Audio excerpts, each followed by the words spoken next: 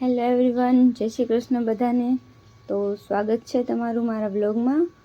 તો આ જો કાલે મારું ગણપતિ વિસર્જન હતું, તો હવે મારા ગણપતિ વહી ગયા છે, તો થોડુંક અમને પણ ઘરમાં ગમતું નથી। અને આજે તો હું મારું રૂટિન ડેલીનું કામ શરૂ થઈ ગયું છે। તો આજે સૌથી પહેલાં હું પૂજા કરવાની છું, તો હવે મારા કાનાને જગાડશું અને કરશું પૂજા સ્ટાર્ટ। તો આજે બધું થોડુંક જલ્દી કરવાનું છે, કારણ કે મારે દ્વારકા મીટિંગમાં જવાનું હોવાથી બધું જ મારે કામ ફટાફટ કરવું પડશે। તો આ કાનાને મેં જગાડી દીધા છે, ત્યારબાદ હવે હું પૂજા સ્ટાર્ટ કરીશ। તો સૌથી પહેલાં ગણપતિ બાપાને નવડાવીશ અને પછી કાનાને રેડી કરીશ। તો આમ તો હું ડેલી કાનાને વાર પ્રમાણે જ કપડાં પહેરાવું છું, તો એના બધા વાર પ્રમાણના કપડાં, કલર અને કપડાં એના ફિક્સ હોય છે। તો આજે મંગળવાર છે, તો તેથી હું તેને રેડ કલરના કપડાં પહેરાવવાની છું। તો હું કાનાને ફટાફટ નવડાવીને તૈયાર કરી દઈશ। તમે જોઈ શકો છો કે મારી પૂજા હું શરૂ કરી દીધી છે અને ફટાફટ કરવા લાગી છું। પૂજા કર્યા બાદ તરત જ હું કપડાં મશીનમાં નાખીને રસોડામાં જાઉં છું અને ત્યારબાદ હું સૌથી પહેલાં નાસ્તો કરું છું।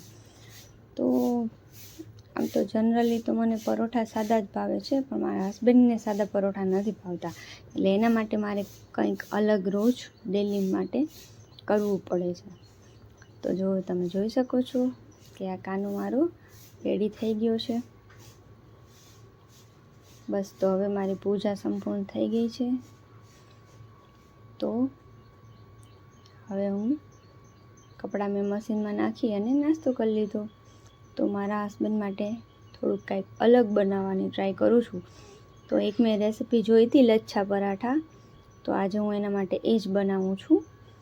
તો આ ચણાના લોટમાં મેં બધો ડુંગળી, ટમેટાં, ધાણા અને આપણા રેગ્યુલર મસાલા, ગરમ મસાલો વગેરે બધુંય એડ કરી દીધું છે।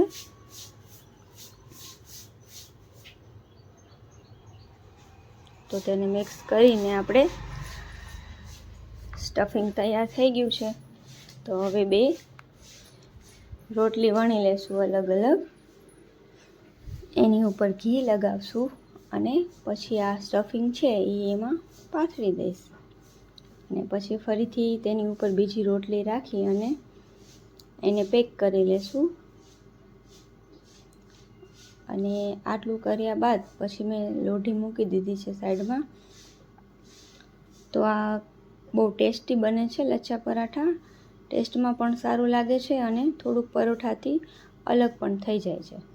તો બસ પછી આ રીતે તેના કાપા કરી લેવાના છે અને પછી એક ઉપર એક એની પરત આપણે મૂકી દઈશું અને પછી એનું ગોળ વારી લેશું। તો તમે જોઈ શકો છો વિડીયોમાં, એ જ રીતે તમે લોકો પણ ટ્રાય કરજો, બહુ સરસ ટેસ્ટી પરાઠા તૈયાર થાય છે। બસ, તો આ જ રીતે હવે આપણે આને પ્રેસ કરીને થોડોક લોટ નાખીને પ્રેસ કરી નાખશું। બસ, તો આ મારો લોટ થોડોક ઢીલો બંધાઈ ગયો છે, થોડોક કડક લોટ હોય તો વધારે સારું થાય છે। બસ, તો આ રીતે મેં પરોઠું વણી લીધું છે અને હવે એને આપણે બંને સાઈડ પકાવી લેશું। તો બંને સાઈડ પકાવ્યા બાદ એની ઉપર હું થોડુંક ઘી નાખું છું। પરોઠા પર ડેલી હું થોડુંક ઘી તો એડ કરું જ છું, પછી જ બધાને ભાવે છે। તો આ પરોઠા તમે ચટણી, સોસ કે દહીં સાથે સર્વ કરી શકો છો। બસ, તો આ આપણું પરોઠું રેડી થઈ ગયું છે।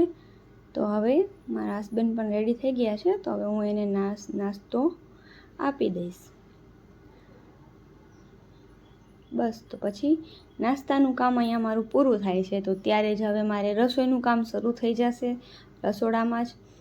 તો ઓલરેડી અત્યારે 11 તો વાગી જ ગયા છે।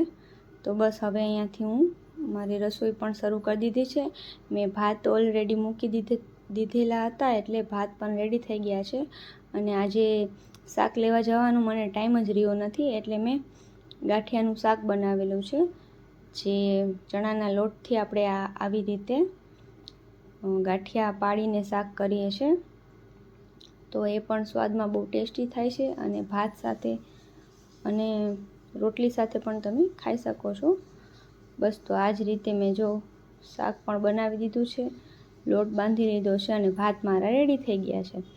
તો આ રીતે અમે લોકોએ જમવાનું કરીને મેં જમીને પછી હું રેડી થઈને અમે લોકો બસમાં નીકળી ગયા છે.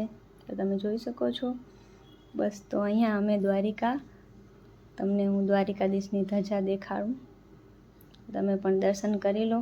કહેવાય છે કે દ્વારકાધીશની ધજાના દર્શન કરી લો ને તો દ્વારકાધીશના દર્શન થઈ જાય ને એ બરાબર જ છે.